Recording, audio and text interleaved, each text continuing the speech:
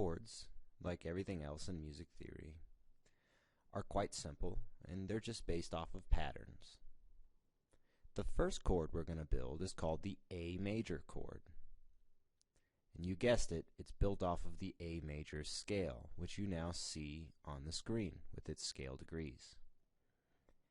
Chords are incredibly simple to build. You take the root note, in this case A, and then you do every other note until you have 3 notes. For triads, there are other chords that have more notes than 3. This section is focusing on what's called a triad. This triad is called A major. Take a listen.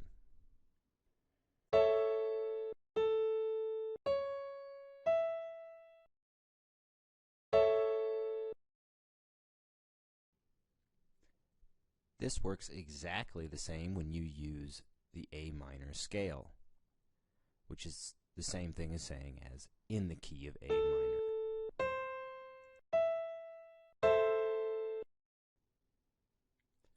This pattern is movable to all scales.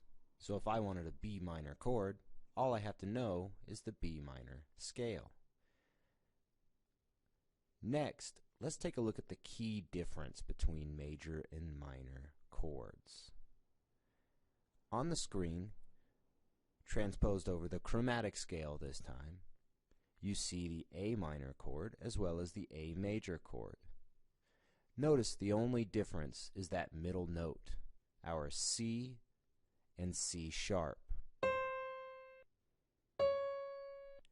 If you remember, when we were talking about intervals, we pointed out that the 2, 4, and 5 remain consistent between major and minor scales as long as they start on the same root note, in this key, A.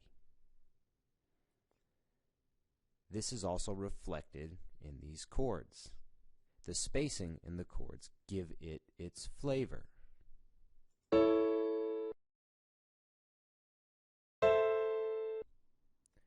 This relationship holds true for all major and minor triads.